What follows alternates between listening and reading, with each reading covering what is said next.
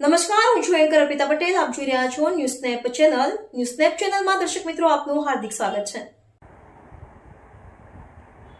રાધનપુર વિધાનસભા કોંગ્રેસ સમિતિની ચિંતન બેઠક યોજાઈ હતી. ઉમેદવારોનું સન્માન સમારંભ પાટણ જિલ્લાના સમી તાલુકાના વરાણા મુકામે આઈ શ્રી ખોડિયાર માતાજીના ધામ ખાતે રાધનપુર વિધાનસભા કોંગ્રેસ સમિતિ દ્વારા ચિંતન બેઠકનું આયોજન કરવામાં આવ્યું હતું. સાથે જ કોંગ્રેસ પક્ષના જિલ્લા અને તાલુકા પંચાયતના ઉમેદવારનો સન્માન સમારંભ પણ યોજાયો હતો. આ કાર્યક્રમમાં રાધનપુરના પૂર્વ ધારાસભ્ય રઘુભાઈ દેસાઈ સહિત ભચાભાઈ આહિર, ડૉક્ટર વિષ્ણુ ઝાલા, રમેશભાઈ દેસાઈ, આદિત્ય ઝુલા, જાહિદ ખાન મલેક, જગદીશભાઈ રાઠોડ, જયાબેન ઠાકોર, બાબુભાઈ આહિર ઉપસ્થિત રહ્યા હતા. ઉપરાંત તાલુકા પ્રમુખ શ્રીઓ પસાભાઈ આહિર, ભેમાજી ઠાકોર, પસાભાઈ રાઠોડ તેમજ જિલ્લા પંચાયત સદસ્ય શ્રીઓ રમેશભાઈ ઠાકોર અને મનસુખજી ઠાકોર પણ હાજર રહ્યા હતા. આ કાર્યક્રમ દરમિયાન તાજેતરમાં સ્થાનિક સ્વરાજ્યની ચૂંટણીના ચૂંટાયેલા તાલુકા પંચાયતના અને જિલ્લા પંચાયતના ઉમેદવારો અને સદસ્યો, હોદ્દેદારો અને કાર્યકર્તાઓ મોટી સંખ્યામાં ઉપસ્થિત રહી કાર્યક્રમને સફળ બનાવ્યો હતો. બેઠકમાં આગામી સમયમાં સંગઠન મજબૂત બનાવવા મુદ્દાઓ પર ચર્ચા કરવામાં આવી હતી અને કાર્યક્રમ એકતા સાથે કાર્ય કરવાની અપીલ કરવામાં આવી હતી. રિપોર્ટર રમેશ ઠાકુર, સમી. કોઈ પણ કાર્યકર રજૂઆત કરવા આવે ને તો પક્ષાપક્ષીમાં ના પડે, કોઈ જો નામજોગ વ્યક્તિમાં ના પડે, પણ પક્ષને કઈ રીતે મજબૂત બનાવો. જે માણસમાં આપણે સમજતા હોય કે મને એમ કે હું જ હોશિયાર છું, પણ અહીંયા બેઠા એમાં ઘણા બધા માણસો એવા બુદ્ધિશાળી હોય છે. આ મીટિંગ પાટણ જિલ્લાના રાધનપુર વિધાનસભાના વિસ્તારના આપણા પૂર્વ ધારાસભ્ય રઘુભાઈ દેસાઈ સાહેબ અને મંચસ્થ બધા મહાનુભાવો, આપણે પ્રગટભાઈ હમણાં વાત કરી કે આપણે પાડી દઈએ અને પાડી દો, પણ આપણે પાડે છે કોણ? આપણા જ પાડે છે ને આપણે પાડી દઈએ. ભાજપમાં તાકાત જ નથી. હું ચૂંટણી લડ્યો, મને આનંદ છે, ભલે હું હારી ગયો. મારી સીટ જે હતી એમાં 900 મતનું માઇનસ હતું. એ માઇનસમાં હું 140 મતે હાર્યો, પણ મને મનસુખભાઈ જીત્યાનો મને આનંદ છે. કારણ કે આપણે જિલ્લા પંચાયતનો ઉમેદવાર જીત્યો છે, તાલુકા પંચાયતની ભલે સીટ ગઈ.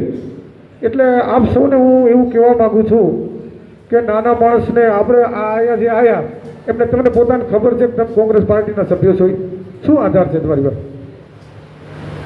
તો મંચસ્થ મહાનુભાવોને મારે એટલું જ કહેવું છે કે કાર્યકરને સાથે રહ્યો, કાર્યકરમાં જોશ પૂરો. કોઈ કાર્યકરને પૈસા લેવા નથી. ભાજપ પાસે પૈસા છે જ નહીં. હું ચૂંટણી લડ્યો છું, એકાદ સીટને અપવાદ કરતા પૈસા તો કોંગ્રેસના પાર્ટીના કાર્યકરો પાસે ખૂબ જ છે. આ મનસુખભાઈ ચૂંટણી લડ્યા, મનસુખભાઈ તમે શું વાપર્યું છે? લોકો એમને મત આપે. લેબાજીએ શું વાપર્યું છે? ભાજપના માણસો આપણાથી પણ બિયાય છે અને સરકારથી પણ બિયાય છે. માત્ર મત લેવાની આપણી આવડત હોવી જોઈએ. આપણે જો આપણને ના નડીએ ને તો કોંગ્રેસ જીતેલી જ છે. રઘુભાઈએ ખૂબ પૈસા વાપર્યા. પૈસા લોકો કોને લઈ ગયા? આપણે જ લીધા. આપણે લોકો સુધી જાતા જ નથી. તો મારું કહેવાનું એવું છે, એક બનો ને એક બનો. પાર્ટી માટે સમય આપો. સમય નથી આપો, ખાલી પદની જાળવણી કરી બેસી જવું છું, લોકોથી જવું નથી, આપણે ક્યારેય સક્સેસ નથી થવાના. આટલું કહેવાનું ઘણું છે, પણ આટલું કંઈ સમય ઓછો છે. મારી વાતને વિનવું છું. જય હિન્દ, જય ભારત. ગુજરાતની તાલુકા, જિલ્લા પંચાયત, નગરપાલિકાઓની ચૂંટણીઓ પછી રાધનપુર વિધાનસભા મત વિસ્તારના 3 તાલુકા અને 10 જિલ્લા પંચાયતોના જે રિઝલ્ટ આવ્યા, પ્રજાને ચુકાદો અમે આજે શિરોમાન્ય ગણીએ છીએ. પણ જે પરિસ્થિતિમાં ભાજપ આ ચૂંટણીઓ લાવે છે એમાં સરકારી તંત્રનો બેફામ દુરુપયોગ, અમુક જગ્યાએ તો અમારા ઉમેદવારો જીતેલા હોય ત્યાં પણ એમના ઉમેદવારો ડિક્લેર કરી દેવા અને એમનું મોરલ તૂટી જાય એવું જે કામ ભાજપ કરી રહ્યું છે, એના સામે અમારી આ લડાઈ છે.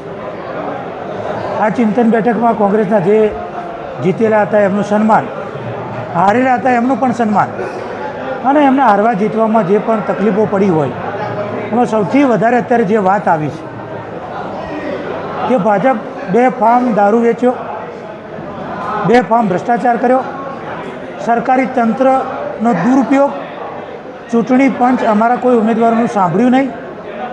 આવા બધા કારણોના કારણે જ કોંગ્રેસની હાર થઈ છે. નહીંતર કોંગ્રેસ એક થઈને ચૂંટણી લડી છે અને કોંગ્રેસ 100% જે તાલુકા પંચાયતો અમારી બનવાની હતી, આ જીત એ ભાજપના સરકારી તંત્રની ચૂંટણી પંચની જીત છે. અને એના બેફામ જે ભ્રષ્ટાચાર કરેલા રૂપિયા એના પાછળ જે લોકોમાં પૈસા ખર્ચ્યા અને દારૂ વેચીને ચૂંટણી જીતી છે એવું સાબિત થાય છે.